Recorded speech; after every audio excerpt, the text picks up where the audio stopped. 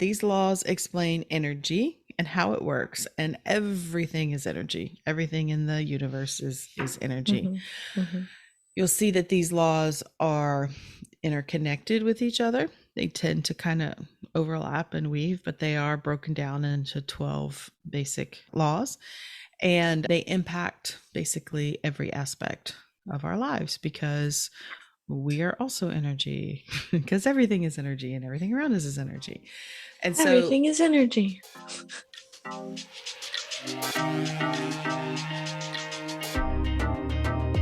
human design reveals who you are energetically and who you came here to be.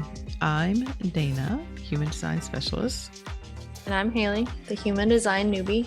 Listen in as we explore how leaning into your authentic self is your ultimate path to success.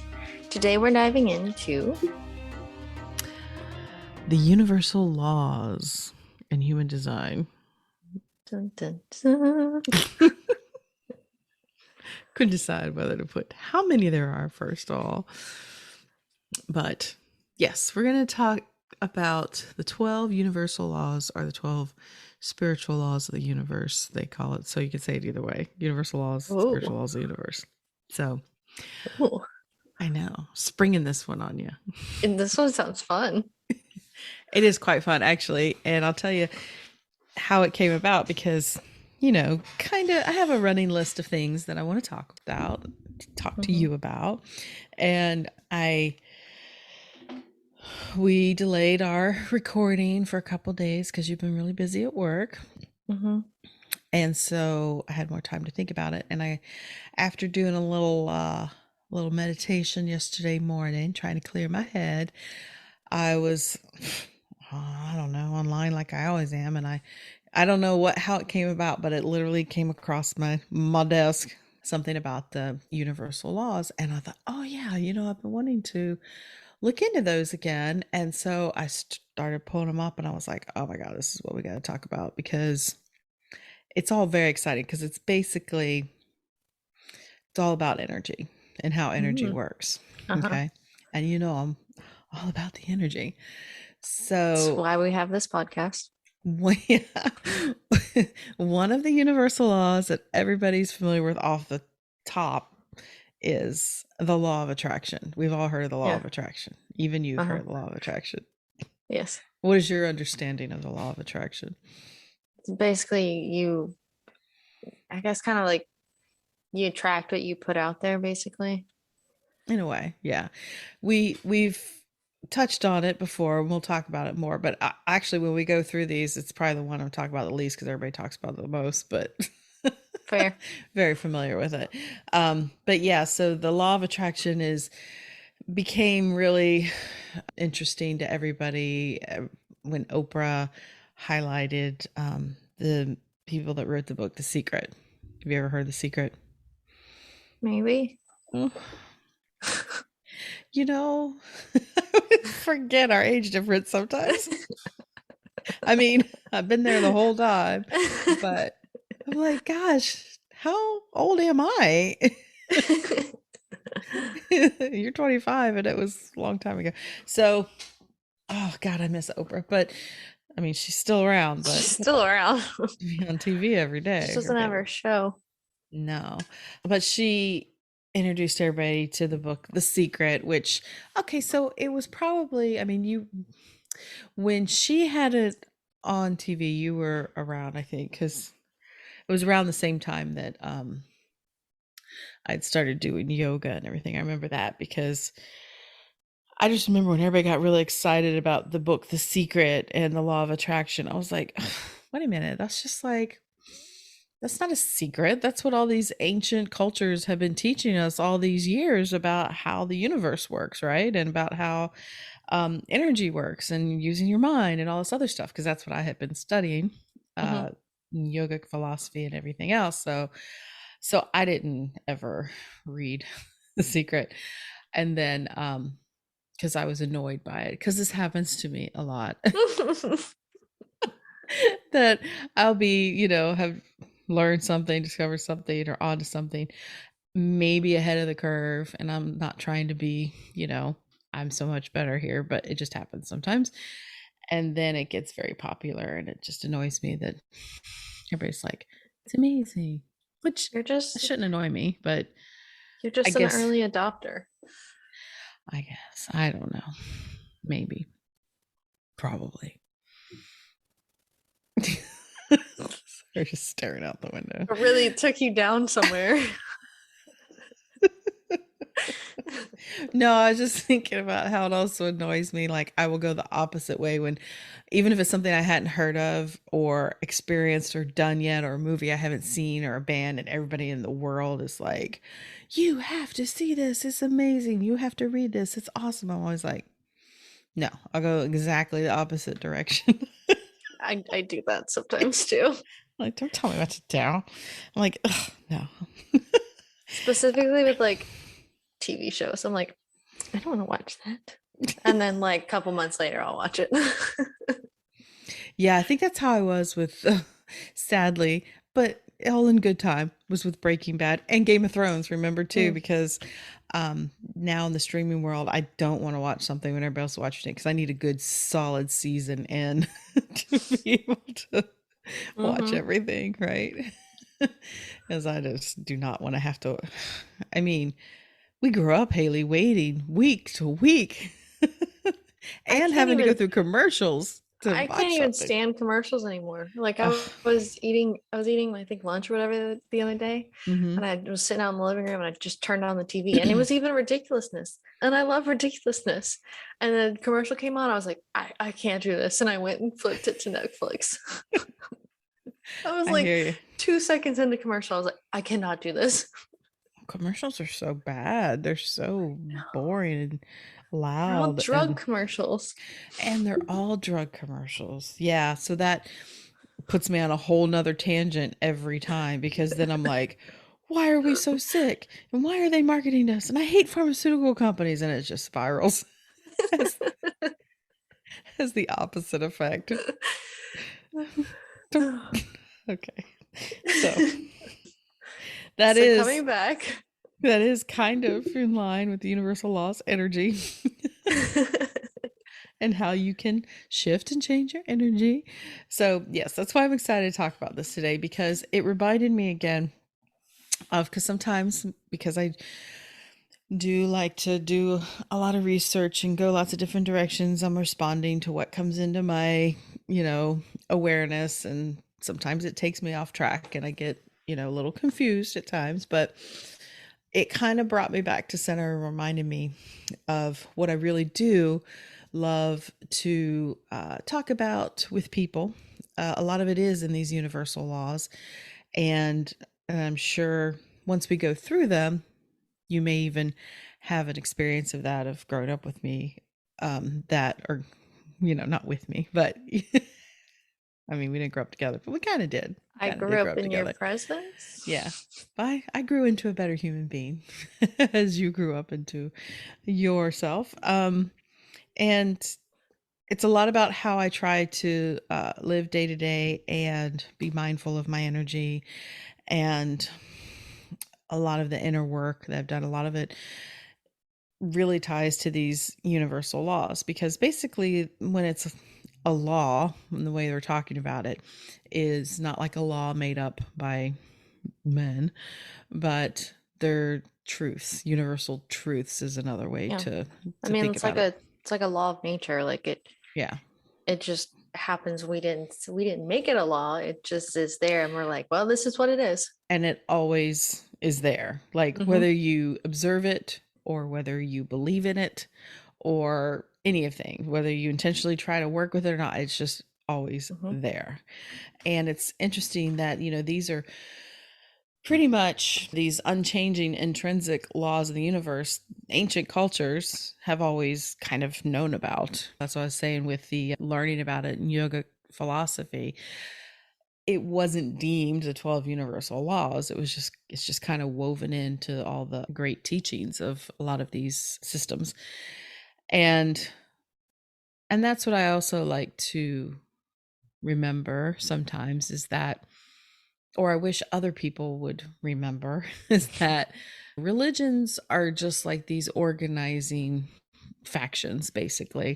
Hmm. But they all, at the core of them, when you study the great religions, as far as the long-standing, all of them, even the native cultures, a lot, even though theirs can be very different for us, they're much more uh, earth, tied to the earth and to the land and Hmm. everything. But um, they all kind of come back to these laws. And so that's how I always say, well, I just can't believe people don't see that. Well, it's because they've never looked at other religions. They're only looking at their own, and they think everybody else is wrong. But they all kind of have the same core components, which is a lot of these things we're going to talk about here. But this is not a these is not a These. religion. This is not a religion. This is just the way things operate, right? It's just the universe. It's just yours. And so now, as I dug back into them again, it was also interesting, and we're going to kind of weave it in how, obviously, how human design displays this or works with this, which makes sense because human design is the synthesis of all these Hmm. already known systems. People throughout time have put their own systems together.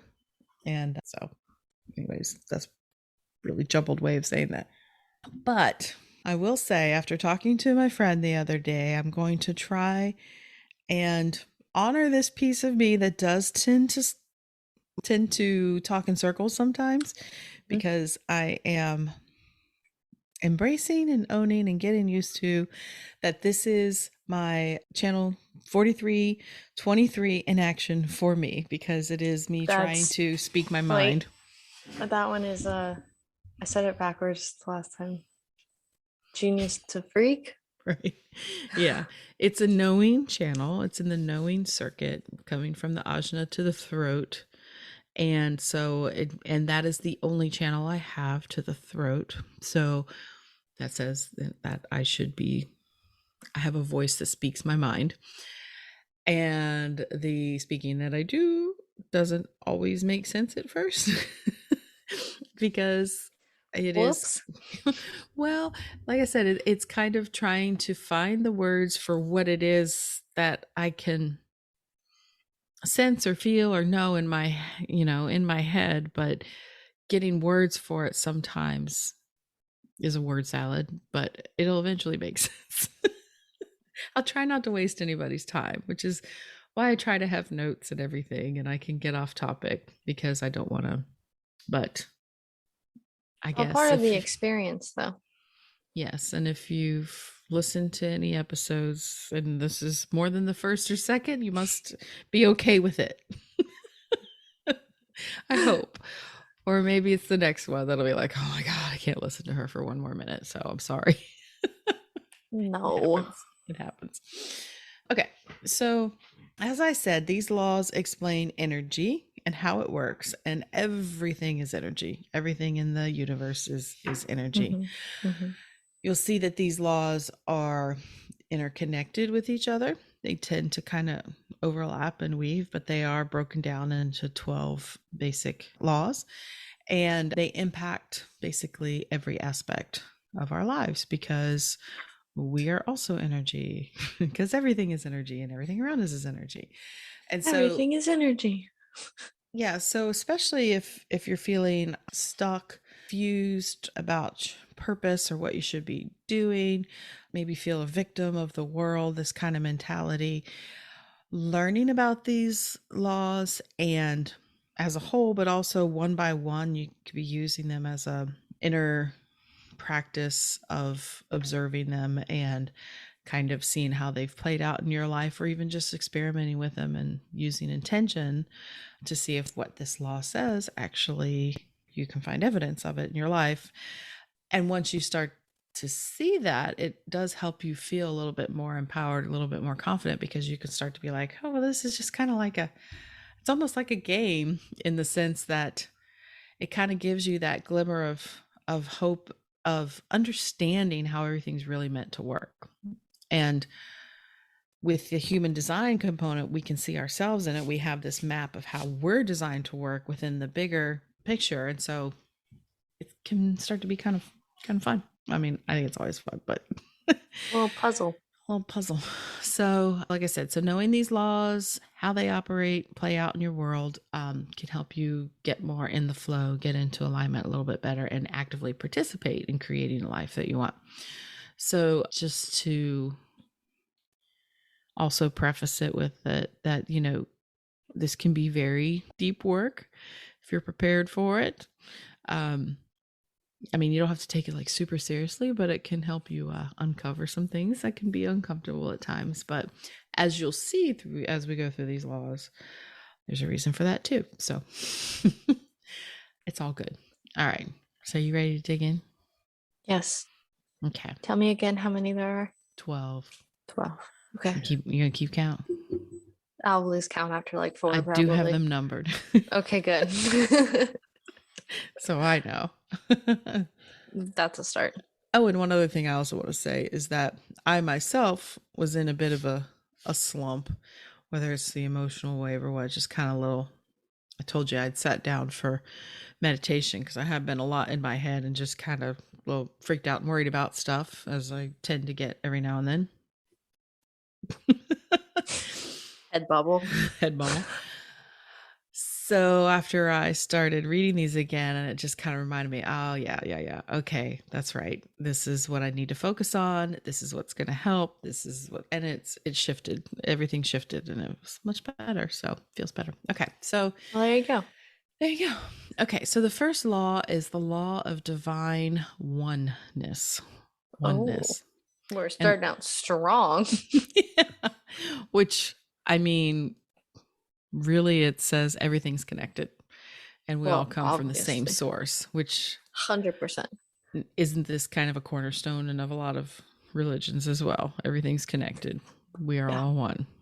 Whether or not people pay attention to that, and they misconstrue it and they say, oh, he's the only one. No, we are all one. And this means not just people, this means everything. The plants, the animals, the universe, the stars, the neutrinos, everything. It's all connected. And that also is like our consciousness is all connected. Hive mind. Did you just say that? Yeah. That is so funny because I had that in my notes. The hive mind. Yeah. Collective consciousness, the collective mind. mind. We're on the same wave. It's like we're, oh my God, we are in the hive.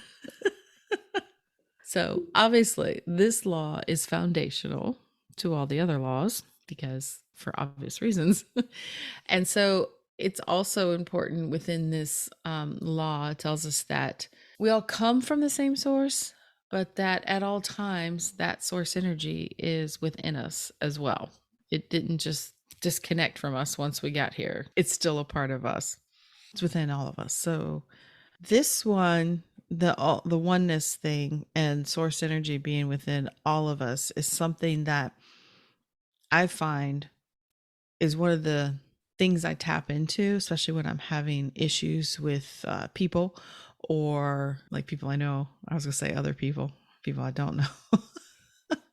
I like to remind myself that when I find that really judgy part coming up or the really angry part or the really like, to remember that fact that we are all one. And even though I might not like the personality of that person, it doesn't diminish the fact that they are still part of this whole that we're all part of.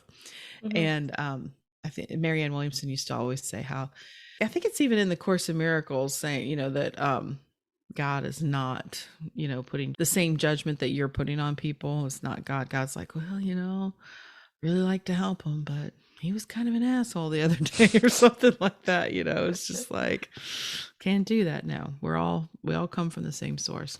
And also this is the thing of whatever you do to someone else, you do to yourself as well. Right? I know you've heard that before. Love your neighbor as yourself. Anybody hear that one before? What's that called? The golden rule. Yeah. A foundational rule. Do unto others as you would do unto yourself. Because you do. Because you do. Yes. On a spiritual level, they say you are that person. You're doing it to yourself. And it is true. And so, of course, in human design, it shows us that we are definitely all part of a whole, that we all have that piece of it. And it shows, even in your personality and your design side, side, I have the understanding of this is the smaller sliver of the bigger you that is a part of the bigger whole that is here right now, is in that design, or excuse me, personality side of your human design. But it just shows us how we're all representing, or we're all just different configurations of the same, because even the body graph, the gates and all that stuff, they're all the human archetypes, right? It's all the different ways humans can express, and it's just which way you express it, but essentially Right. we all have the same. So It all starts out with the exact same layout of the body exactly. graph. Yeah, because there is this component of we're all the same. And Okay, we're all so the that's same inside. yeah. So that's the first law, the law of oneness. Divine oneness. Oneness, thank you. The second law is the law of vibration. Ooh. Mm-hmm. This law states that everything in the universe is in motion Scientifically proven. And vibrates at a specific energy, right? Frequency. Yeah. So everything has its own vibrational frequency. And like frequencies tune to like frequencies, which you've seen that, which I think is so cool. Like when you see like, I think I told you this, the HeartMath Institute, when they would track EKGs of people, like they'd link people up, and they would eventually like people's different EKGs would eventually kind of like meld. Yeah, they won't be exactly the same, but like the heartbeats, they're like the same rhythm, kind of. Yeah, they'll start to link up, which is pretty cool. Glad we got there together. Without hand movements, what would we do? No one else can see it.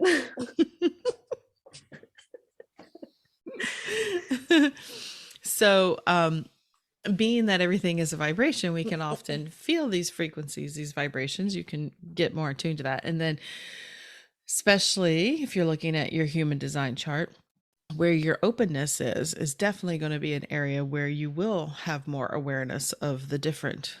And I don't mean like awareness, like it's a conscious awareness, but your energy body is always just communicating with these other frequencies and everybody around you. And your open areas are more heightened to experience those energies. Because they're pulling in. And so knowing that everything is energy and a vibration, a frequency, you can learn to work on changing your own frequency if need be, because it's proven that you can bring lower vibrations up higher, in the sense that they tend to, in the universe, move towards this bring it up to a higher frequency and not really to a lower frequency, if that makes sense.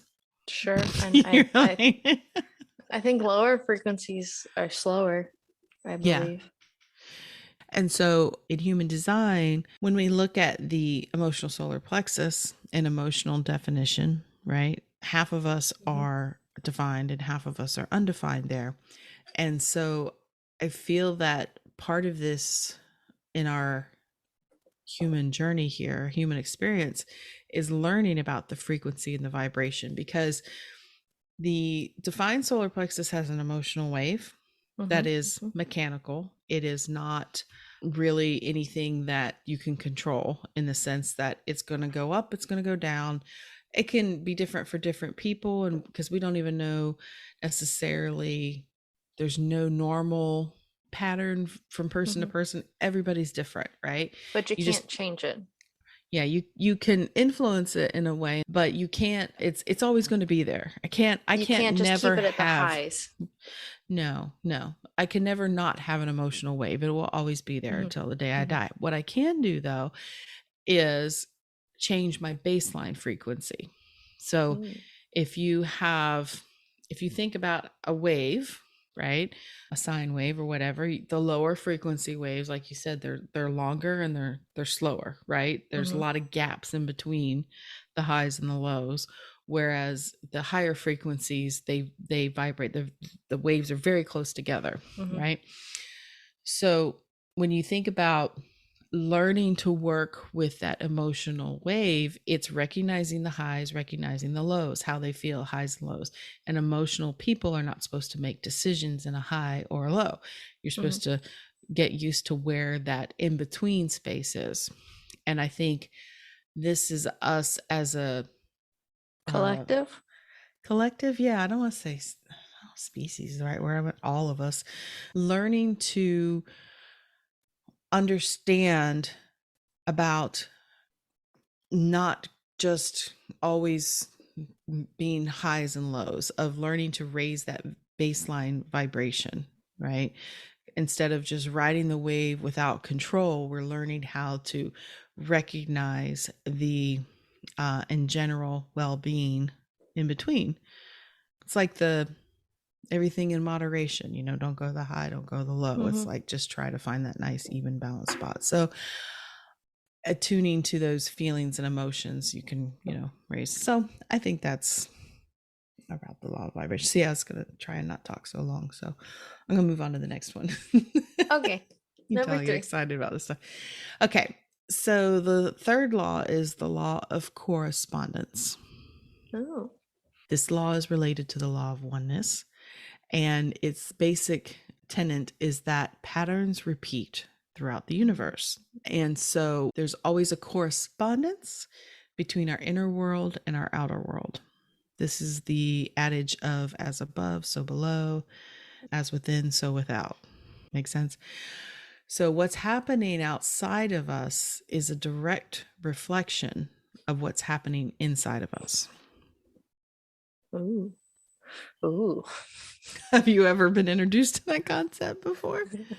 I mean, subconsciously probably, but then just kind of thinking Mm-hmm. about it in a real world situation, it's like, oh. Mm-hmm. Well, it's true. And this goes so far as even your own immediate life, but also outside of your immediate life to your larger groups, to your communities, to your country, Oh to the yeah, I mean world. that's like country is immediately where I went. Right, right. That and it's true because there's a lot of us that are generally unhappy, scared, angry, because there's a lot of this inner conflict happening right now for a Hmm. lot of Hmm. people because we are in this progression of moving forward, this evolution. It's like we're always in the middle. We're in the middle of evolution. We're in the middle of change, and you don't know what it is when you're in it. It's Hmm. like it's gradual, it's Hmm. happening, but even physical evolution, like from animals that crawled up out of the water, it didn't just happen one day. No. It took a long time. Hopefully, it doesn't take us that long to all get in touch with our hearts again and grow spines, but One can hope. one can hope. So, this also states that your current reality is a reflection of how you've also felt in the past. Well, you create Because, your own reality. because, yeah, and this is part of that tenet, because what was happening within you manifests outside of you because it's all energy, baby. So, that being said, if you have low self esteem, feel badly about yourself, constantly, what we were saying, feeling anger, hatred, loathing, most likely your outside life is a bit of a mess. You might, and I think we all know these people, that even you could have people in the same house living together. You could have people same job where there's the one person that everything is just everybody's crazy, everything's a mess, nothing ever Hmm. works out for me, Every everything. little inconvenience is a disaster. Hmm. And I think, well, I always want like my examples. I used to work in public schools, as you know. Hmm. You were there when you were just a wee one. Um, Worked in a primary school, and I was at that time had been started doing yoga, and I was doing a lot of this mindfulness stuff.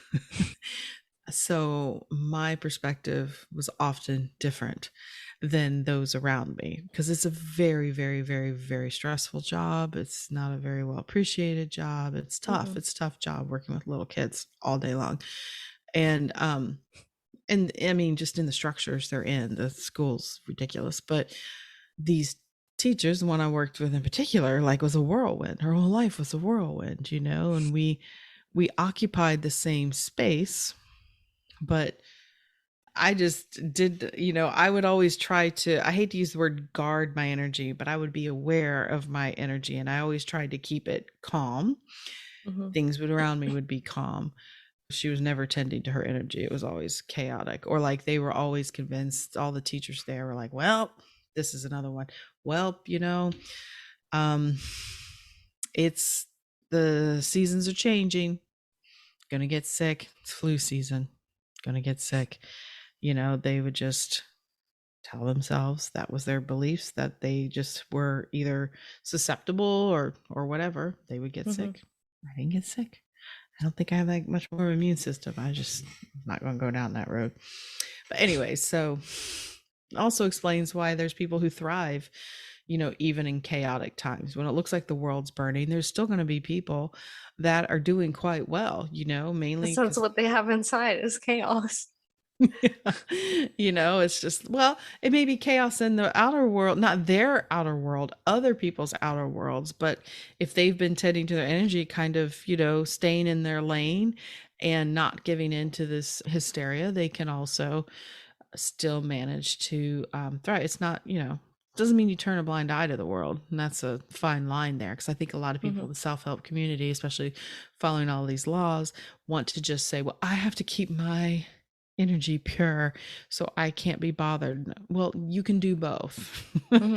You can check in, you can help where it's needed, you can do all these things, keep your baseline good, but at the same time keep that inner world of like, this is all working out, this is going to, you know, things will eventually get there. You can help Hmm. or not.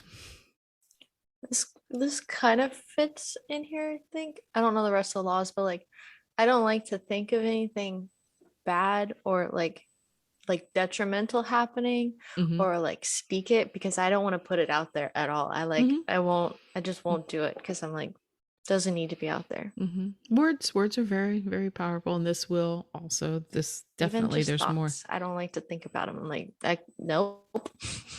Well, you know, the thoughts were, the thoughts are going to happen. I really do Mhm. think the thoughts are going to happen. It's how attached you get to the thought. One of the great things I learned early on in yoga was like meditation is, this was from mindfulness teachers and for meditation, is that you're not responsible for the first thought that pops into your head, but you are responsible for the subsequent thoughts, right? Mm. Yep.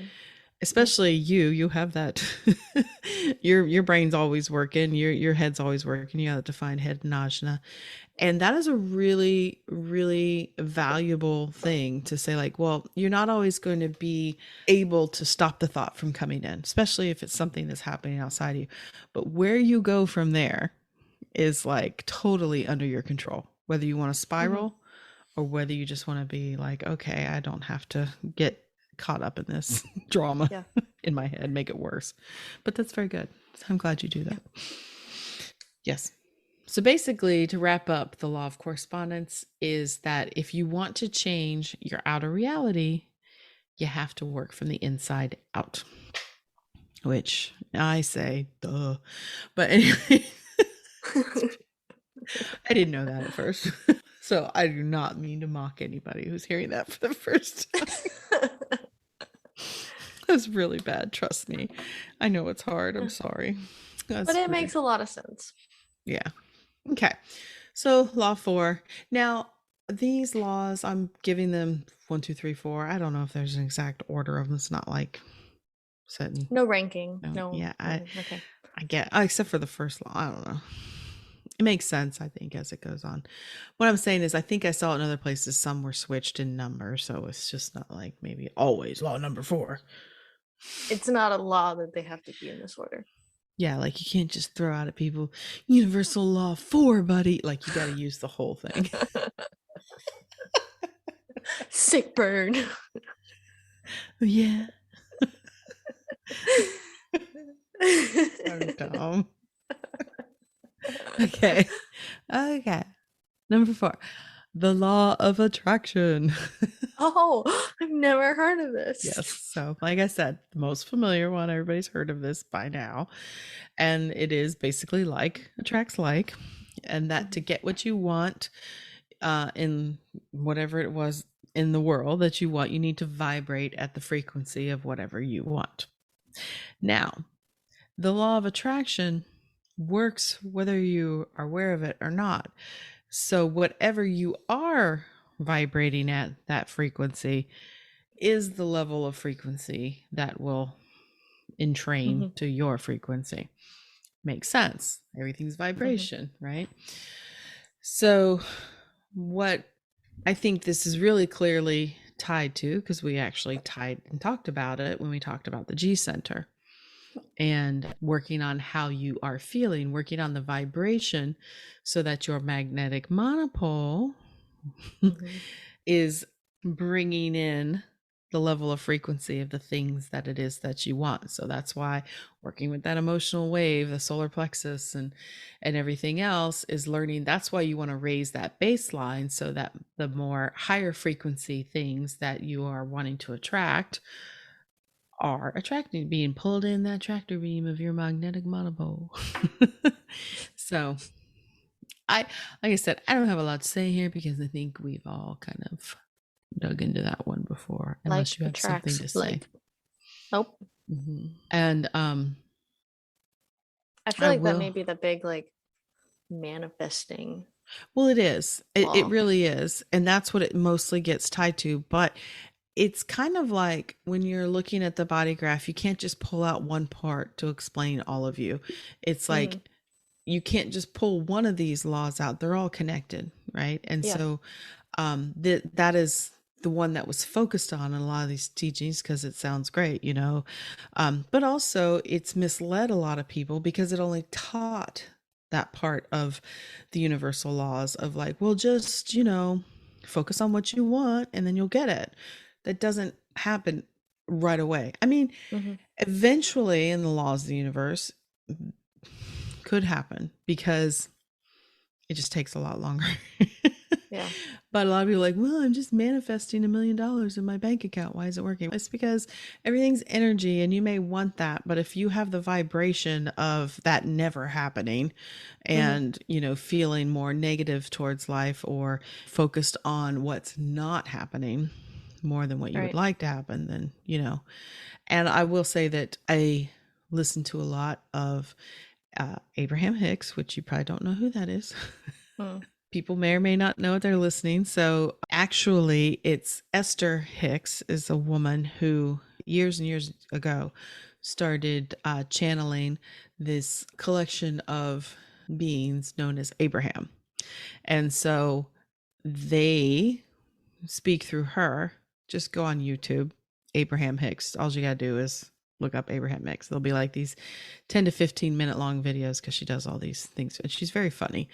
Um, but it's really all about really these laws of the universe. It's mainly focused on the law of attraction, but it is basically everything's vibration and you have to you have to understand the vibration of where you want to be and what that Mhm. feels like because that's what you'll vibrate at and that's what will allow things to come to you. And she always say you don't have to be feeling good about the thing it is you want. You just have to feel good. Mm. The more you just can feel good and excited in life, that's what I also tell you. You can't change. You can't. You can't get the things you want by hating the things you have because you're like focused on the negativity part. So that means Mhm. your vibration is going to be different than the thing that you want and how you want to feel. So that's kind of what all these laws are about. Okay, so this is another part of the law of attraction that gets people messed up is the next law, which is the law of inspired action. Okay. Ooh. And this says that we have to actively pursue our goals. Mhm. You have to take inspired, is the word here, inspired action. This isn't just throwing yourself into action. This is getting clear. And then when the inspiration or the energy feels right, to take that action. So, like I said, how Abraham Hicks teaches it is that the key is meditation. It is getting clear 10 to 15 minutes a day, just clearing your mind, and don't focus on anything. Just focus on a mundane noise or a fan or your breathing or whatever. To focus on nothing. Just try to just get clear, and then just see what comes up. See what comes into your awareness of something as simple as, making a phone call or doing something you don't know where it's going to lead, but you just got to take these inspired actions. So I find this in human design closely tied to your strategy for each type, because what your eyes are going, huh? I'm trying to remember what strategy is. Okay, strategy for a projector is waiting for the invitation Yes, or that's what I thought. recognition. Okay. So what your strategy really is in play when, human design is teaching you to because everything will say use your strategy and authority, strategy and authority. And what it's telling you is that, okay, so if you're a generator, I'm a generator, right? My Mhm. strategy is to respond. So for me, my auric type, the way my energy works, when I can tune to myself and how I'm feeling, and coming from a place of wanting to pursue the things that make me feel good, raise my vibration, clear my mind, trust my strategy for the action to take. When I am clear about these things and I'm tuned into my body and not letting my mind run the show, the mind can start the process of asking the questions: what do you like? What do you want to do? What should I do next? But then not answering the question, right? Because that's not inspired action. That is like mental, trickery of Mhm. me thinking I know what needs to happen next. But if I can just trust that I will be shown what is the next step, I'll know it because my body, my energy will respond to it and be like, yes. So Yes. as a manifester, as a person who's a manifester, same thing. They have this internal creative flow, but they're tapped into source more clearly than we are. And um for a manifester, everybody thinks manifestors don't have to wait, but they do. In a way, they have to know when the Mhm. time is right. They have to take inspired action when they feel that internal click, it's time. And Right. they It's an internal thing instead of Mhm. like generator has to wait to respond to Yeah, something something outside. external. Yeah, the manifester has to take action when they, feel that click. Generator has to take action when something shows up. Mhm. Projector, you guys take action too. In the meantime, you are gathering your energy. You are doing things that light you up, that nourish you, that feel good. And then when the invitation comes, you take action, So with reflectors, when the time is right, they take action. You can't just ever, we don't live in vacuums. We are all going to at some point have to interact with the physical world in order to get things done, because that's what manifestation is. Mhm. Well, we're going to go into the next law as we wrap up this law, because we'll just flow right in there like that. Sorry. It's Just falling thinking. apart. No, I was just thinking about how Lakeland changed the settings on my Spotify account, so my songs now one flows into the next one. Oh yeah, that's nice. Yeah, that's what we're doing here. It's a nice, Flowing in. clean, flowing into the next law. Number 6, the law of perpetual transmutation of energy. It's a mouthful. Come again?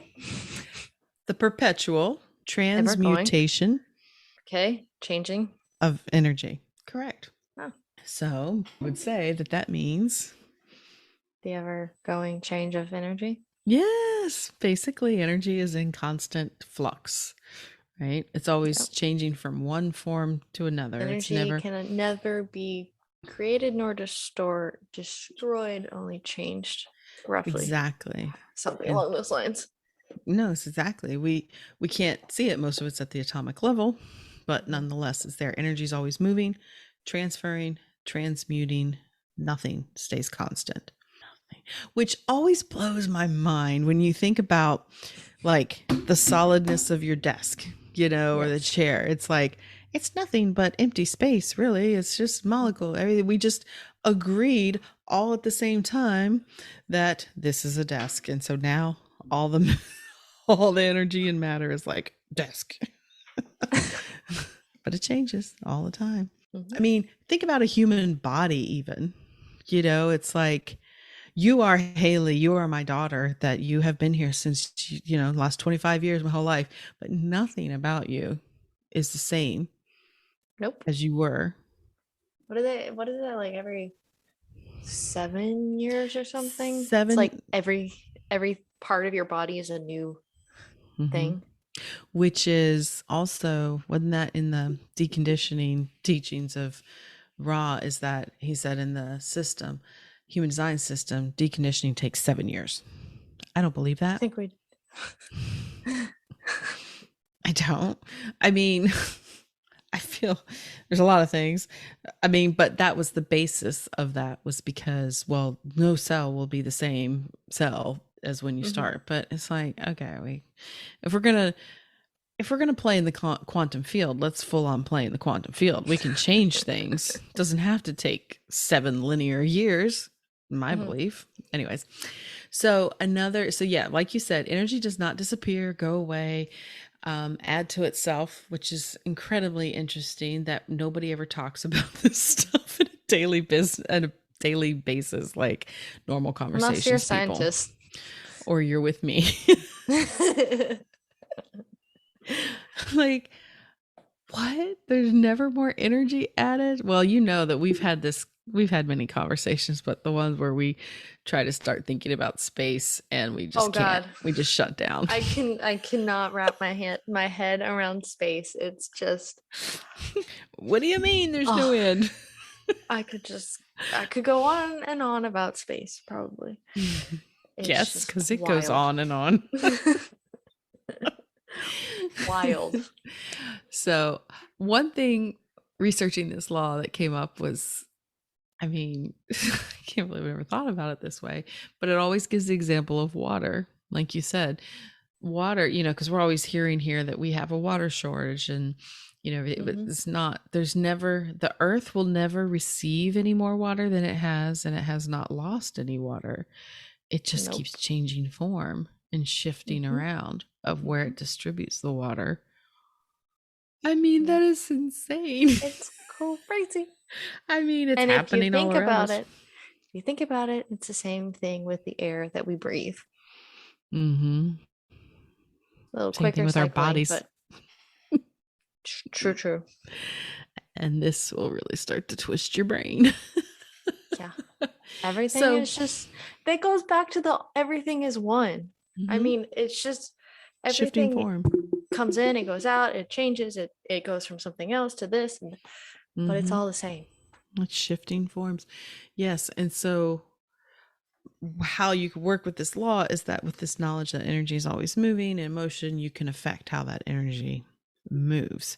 You can have the power to change a vibration, help it change form, right? Hmm. Um, so your energy can affect others and vice versa. So that's very interesting. And this goes to the whole thoughts becoming things. You'll hear this a lot in the talk of the manifestation world and the law of attraction, all that stuff. Thoughts become things. So a lot of the things taught in manifestation practices, it always says it's law of attraction, but it's a lot of these laws working, Hmm. with them. So you have a thought is literally, Karen Parker says, a thought is a photon storm of light in your brain, right? It just Wow. lights up part of your brain, right? It's a vibration. And then that vibration, that thought creates an emotional response, which is another type of vibration. It's moving, and that emotional response is what entrains that magnetic monopole. It's what frequency you are attached to. So it is this energy cycle of coming from one form of a thought into a thing, thoughts into things, thoughts, emotions, things. So something fun to play with. Next one, law 7. The law of cause and effect. Preach. All actions have a corresponding action. This is like Newton's third law of motion, right? For every action, there's an equal and opposite reaction. Yeah, there is an effect. For nothing just happens. No.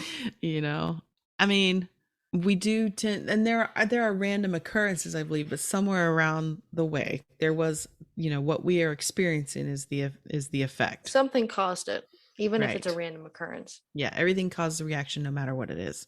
Mm-hmm. And anything you do can create a similar circumstance, that ripple effect type of thing, which is also that correspondence too, I believe.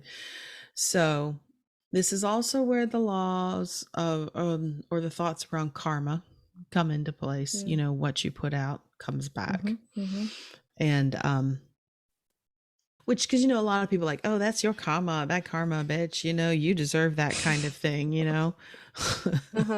But it really is this law of just be careful with what you put out there, because in one way or another, this energy has to, it'll find its way back around. It's going to find its effect. For sure. Boomerang. Yeah. So law of cause and effect. Law 8, the law of compensation. Oh. So this is a little, I don't want to say it's trickier. It kind of sounds a lot like cause and effect, but it's a little different. Okay. There's a little distinction because this is the reap what you sow kind of thing, but which sounds like karma. But if you really think you reap what you sow, how much effort you put into something is what, you will be compensated back through the laws of the universe. And so that means that whatever we do, think, feel, whatever it is, will create a level of compensation equal to the deed of thinking, feeling, acting that we perform. It's not always monetary, but it's energy. So, a lot of times people talk about, there is a great book by Marianne Williamson, it's a small book, Law of Divine Compensation, where it talks about this, because people are always focused on, especially right now, we can probably relate to this whole thing around effort and work and what we do, right? And like we were saying earlier, if you're focusing on the negative aspects, there's more negative probably going to come back. So this law says that whatever the means, we're going to be compensated one way or another. And so whatever your intention, whatever your effort is, it will be repaid to you in some way. So that means that even if you're in less than desirable circumstances, as long as you bring your full self to it, you do your job with love, with positivity, with having the more, not phoning it in because you don't want to be there anymore, right? This can get confusing for people. I mean, I think we've all experienced this. Be like, oh, I don't want to be there. I hate this place or whatever. And it's just like something better's got to come, right? But don't look at me like that. So, but that's, for a lot of these laws are not going to, that's probably not the outcome you're going to have, right? And so by putting in your best effort and your best intentions, you'll be compensated to an equal degree. So there may be other things to come of you performing that job that support you in some way that will come back around to you. So always bring your A game.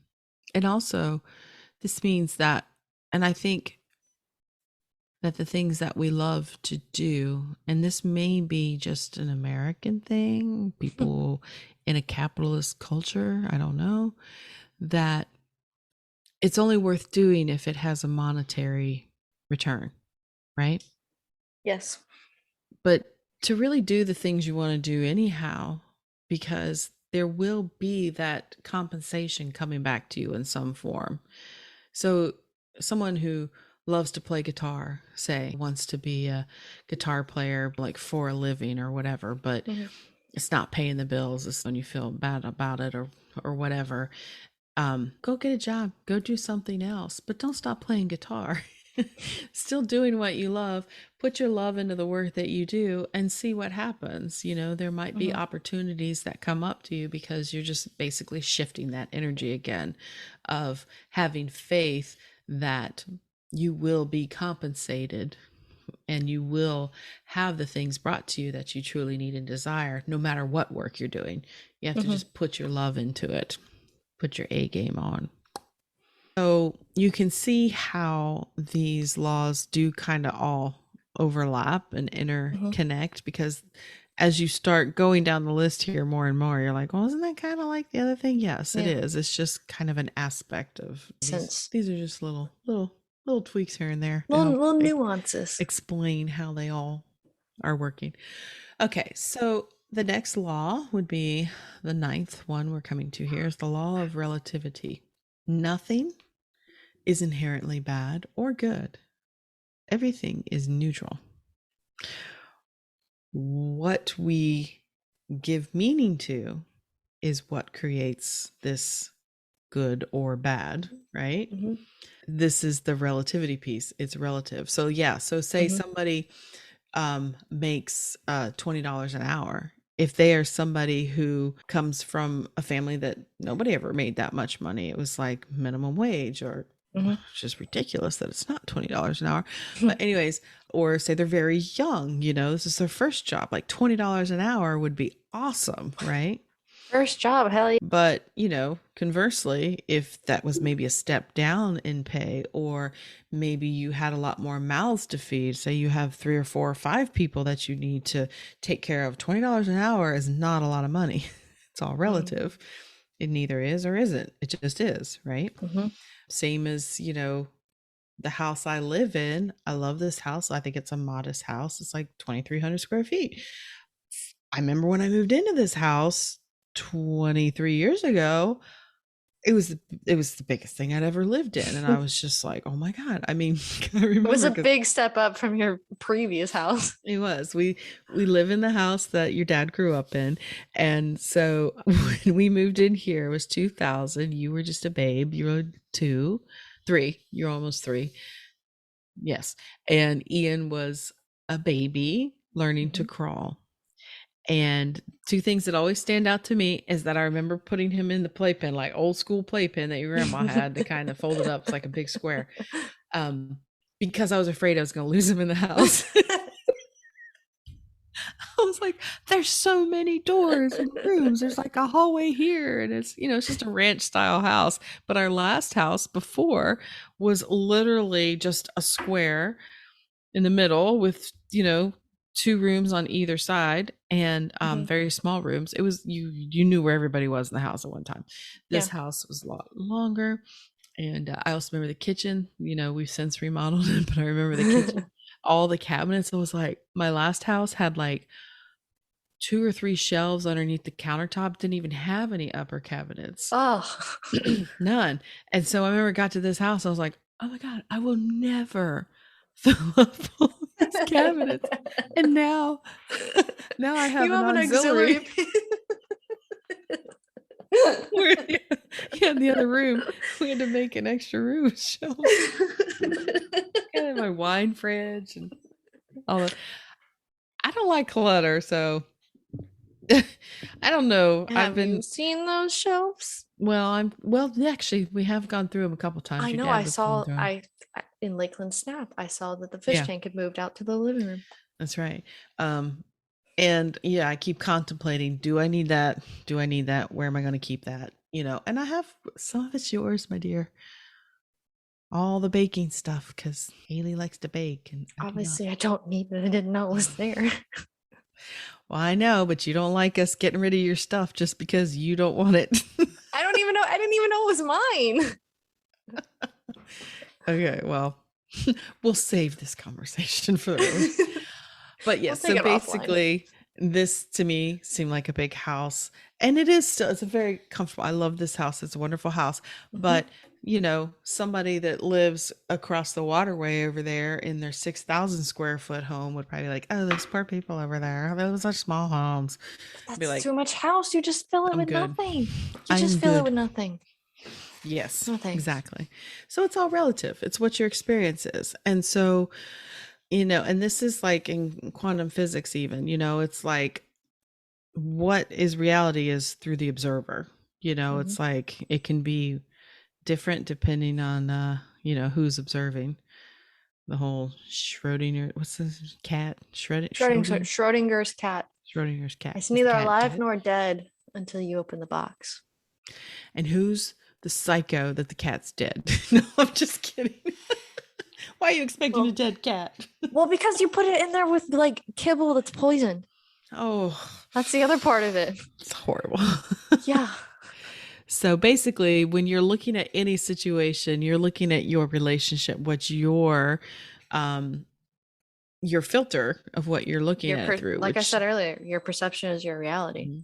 which is a huge, huge part of the mindset work. And it's what we work a lot with in human design, because it's like, and also a lot of the things I've done in Course in Miracles, all this stuff is like changing that filter, changing that perception, change. And you can, because everything's energy, you can change any of those things. This is what the deconditioning piece is Hmm. all about, is um when we did that episode about that with the conditioning and the imprinting, is like what is truly your beliefs and what isn't. And if Hmm. you want to change your outer circumstances, you got to work from the inside. And so you have to identify what these beliefs are that you have that is creating these create I guess I didn't want to use the word beliefs again, but is creating your reality where something is good or bad, Hmm. right? So Whether something has value or not. yeah, and this is one of my favorite things to do, is shifting perceptions in myself and in other people, and helping people see things differently. Like I love doing that.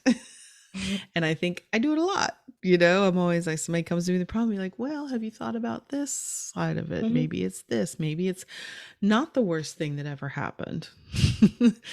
Maybe it had to happen. Maybe there Hmm. is a benefit here. I love doing that. So, I think okay. you are good at that. Thank you. The next law, law 10, we're getting there, is the law of polarity. So we've seen everything's connected, but we also know that everything has an opposite, and these opposites help us understand life and our experiences. So, an What was example, this law name again? polarity. Polar. Okay. So, Polar. that would be like happy and sad. Like, how do you know if you're happy if you've never been sad? Hmm. Right? How do you Yeah. know if you are in a high if you've never been low? How do you know if you're angry if you've never felt at peace? It's just Hmm. like there is an opposite experience of Yeah. everything. You have to see both sides. Hmm. And what I like to say is that, and this helps me a lot too, is that you, in order to know what you want, you often experience what you don't want. Yeah. I know, like, I can probably tell you the things I don't like better than the things I do like. Yeah. But that's good. I mean, as long as you're not always stuck in what you don't like, it's called that sifting and sorting. It's having the experiences and saying, okay, that was great. Let's have more of that. But then also it's like, okay, don't want to do that again.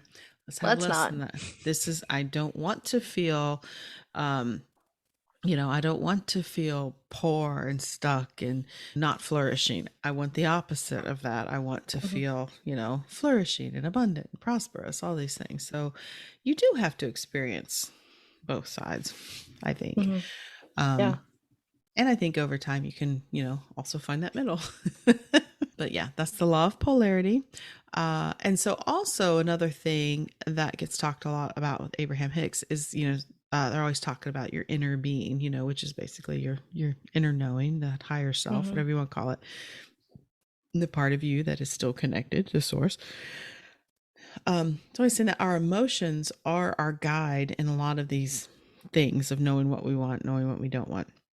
Often says that and this is another, like, what was the other law about the vibration and the correspondence, all these other laws. If you think about it, it says that your inner being, your higher self, always knows what you want, knows and always holds that vibration. That part of you will not bring itself down to your current reality.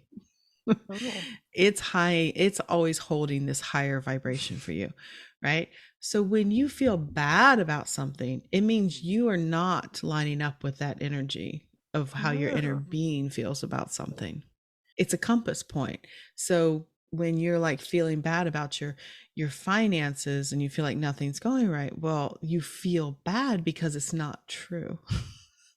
You're not in Oh. alignment with where you really are going. And the more that you feel that discord and that, it's harmony, it just means there's, also on the other side of that, there's so much good and Mm-hmm. so much prosperity waiting for you. Can you bring your vibration, your energy to where that is waiting for you? And that helps you focus on things that make you feel better. Yeah. And it doesn't mean, like I said, this is the hardest lesson I learned. It doesn't mean that because if you're not feeling good about money or a relationship or whatever, it's very hard to make yourself feel good about it, right? Mm-hmm. Mm-hmm. But don't worry about it. Just like go pet your dog, do things that make you feel good, right? Because it's not about feeling good about that thing, it's about feeling good. Mm-hmm. Anyways, it always makes you feel good thinking about your Yeah. dog.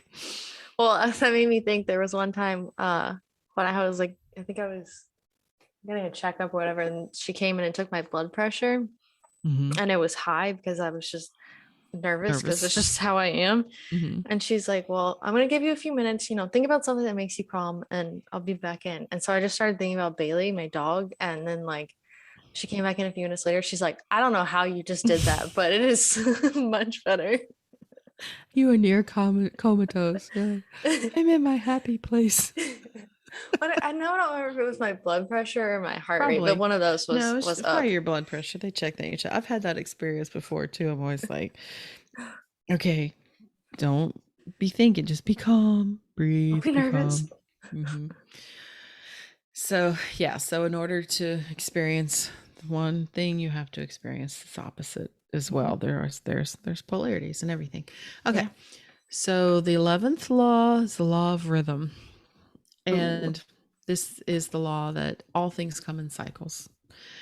Change is always around the corner. No matter how great things are, there's going to be a change. And it's to learn to be okay with the cycles of life, the circle of life, of knowing that and this is the one they say is the most visible in your outer reality. We understand seasons change, Mhm. right? With day to night, everything. There's this natural rhythm in the universe that is always occurring. Mhm. And so it's understanding the flow of things. And I think a lot of us think that once we reach a certain place or a certain attainment, like it never goes back. And it doesn't mean you're going to lose everything or everything's going to go bad again. It just means that Mhm. there's always going to be cycles of more flourishing, prosperous times. And then there's, replenishing times, let's say. Mhm. And that's just the nature of things. That's the natural rhythm of things. Yeah. And so it also encourages you to see the beauty in every phase of life and in nature. It's like it's Yeah. understanding that in order to, there has to be this downtime, this reset time for things to, ramp up again. And so that's that emotional wave as well. There's going to be highs, there's going to be lows, there's Mhm. going to be highs, there's going to be lows. And also conversely, even things when they look bad means give you hope. It's always going to come back Mhm. around. There is this natural rhythm to things. Oh yeah. Okay, last one. This is the name of it. Let's not all get too excited about it. It's the Oh law God. of the law of gender, but this is not like specific sexual gender that we're used Okay. to talking about these days. Mhm. This is in the spiritual realm of the divine feminine, divine masculine, the yin, the yang, that there are kind of that polarity thing, that there are Mhm. these forces in the universe and nature, basic two types of energy. One Right. is more outward focused, action focused, moving outwards, the masculine would be. Mhm. It's like that sun energy. It's very much more based in knowledge, action, outward focused, right? Okay. That's the yang, the yang, the yang, the yang. It looks like yang, but it's pronounced yang. And then the feminine, the yen, is more intuitive, more knowing, receiving. It's a more dynamic, flowing kind of energy. And so it's saying that these two forces are always present in the universe. Mhm. There is this give and take, there is this back and forth.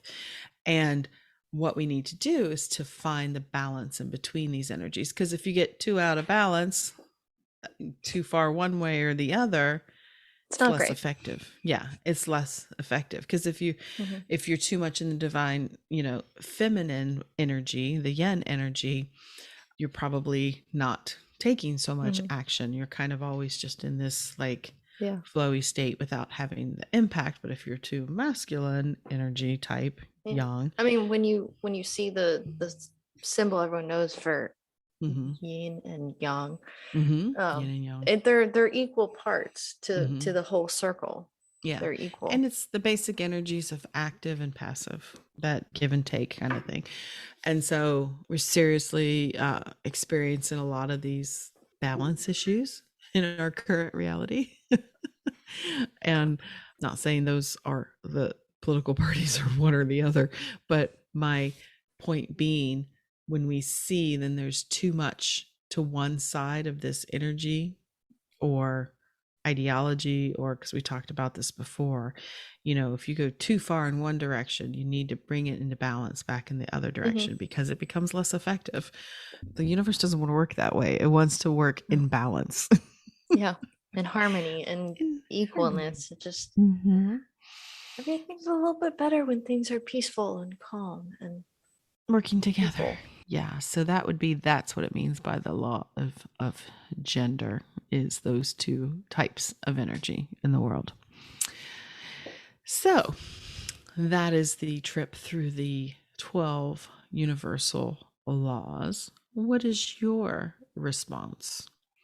What is your experience of learning all these? How's it going?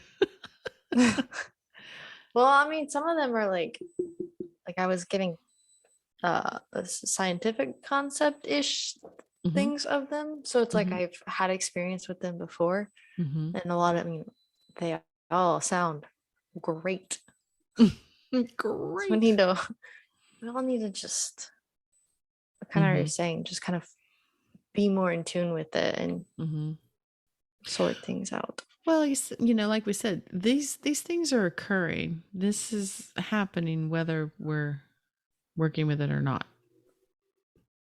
What? You Sorry. just your look of bewilderment on your face. I know because my AirPods have 10%. Oh, They we just good. beeped at me. Beep. Okay. So yeah, whether they're happening or not. And so I think it's far better to be aware of them. And Hmm. I think the first step is looking at where you are now in your life, taking stock of that. And chances are, for most of us, we want more of something, right? We want to Hmm. change something. People are probably listening to this because they want to understand themselves better, because they want something different. There is some kind of discord somewhere. And I don't think anybody can ever say that they're ever completely like, nope, that's it. I have nothing else to do. I mean, even, the people look at freaking billionaires trying to go to Mars or the moon or wherever they're going. They're going to Mars, Mars. right?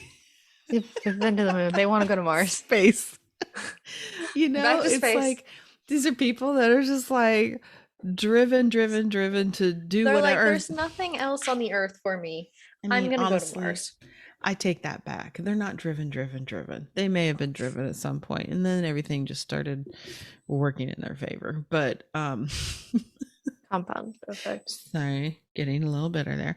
Um, once you have everything like Yeah. locked down in the physical world, this is, you'll see a lot of people that are very successful that they need to improve something. Usually they start, working on themselves more, Hmm. or in their communities more. Of, we're always trying to grow and evolve in one way or another. We always Which is are good. growing or Otherwise, the evolving. species will die. Yeah. I mean, we are, even I think, even if we're not trying, we are in some way always learning something. And I do come at this from the perspective of someone that's been paying attention to this for last 15, 20 years. So I know that there's going to be people out there say, and I guess actually, if I just get out in the world around average people, I hate saying average, you know what I mean? Just like the general populace, I understand that people do not think like me. They're not always like focused on working on themselves and everything. But I do think that the experience of being here and being human is teaching all of us something. Whether how many times we have to come back and work on it again, I don't know, but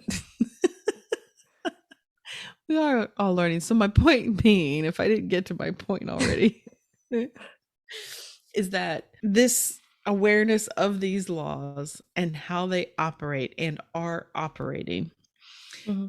gives you a huge advantage in making that progression forward, getting Yeah. your life to work the way you want it to work, because you are now not swimming upstream, you're working Hmm. with the flow, you're Yeah. understanding how it You don't have to. works.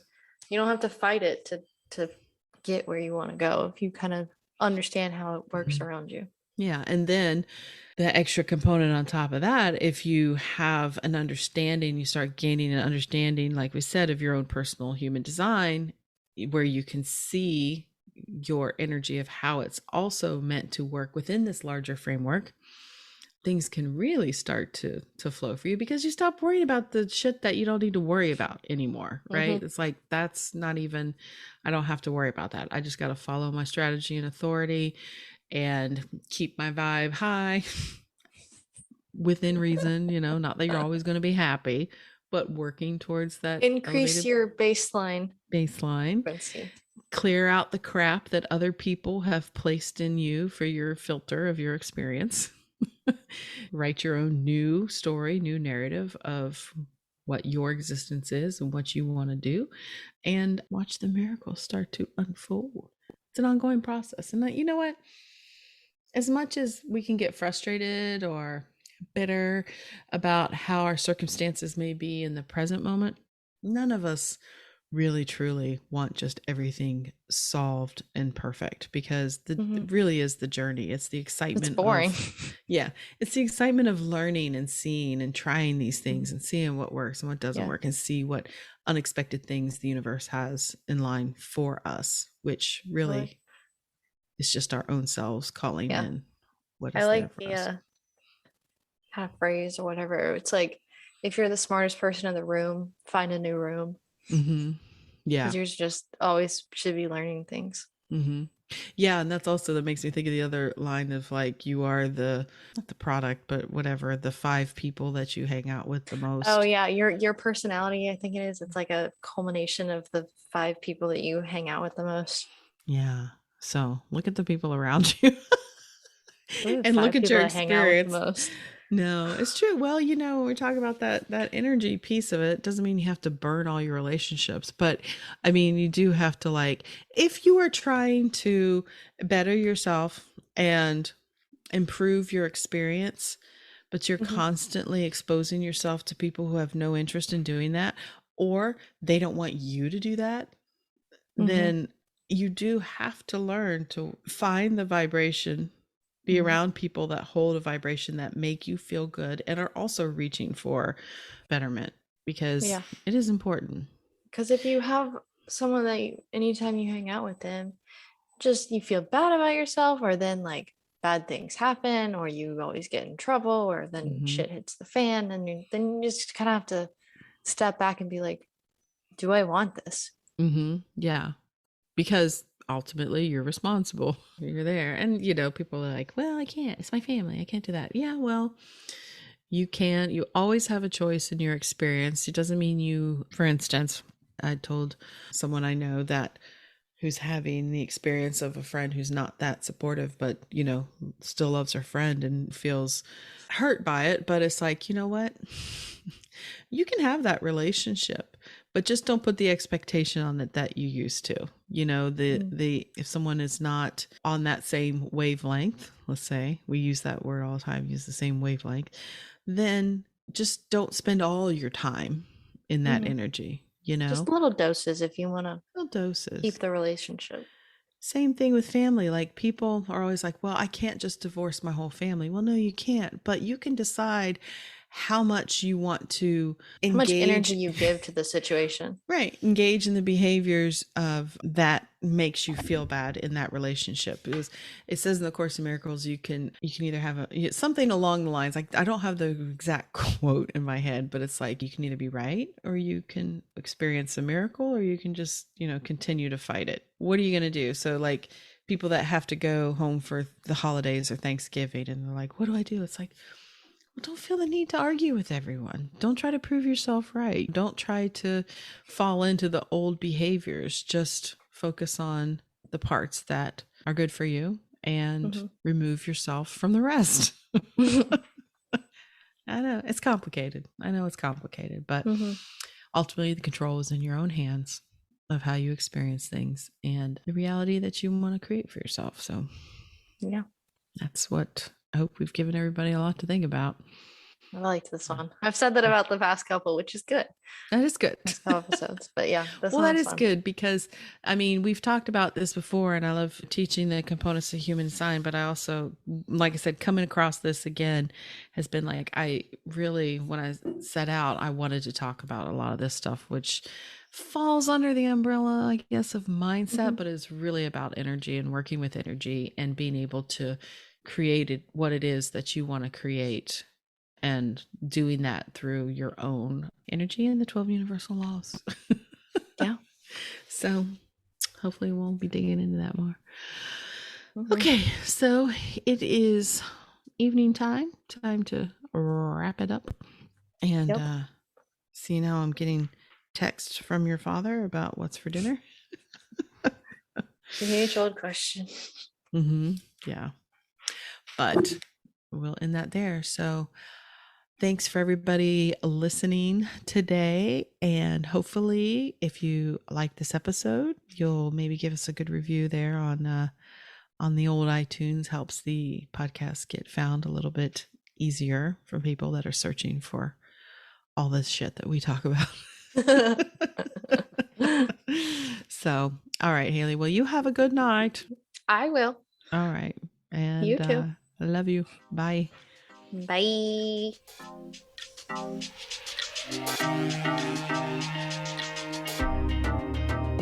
You made it all the way to the end of today's episode, so you must have liked what you heard.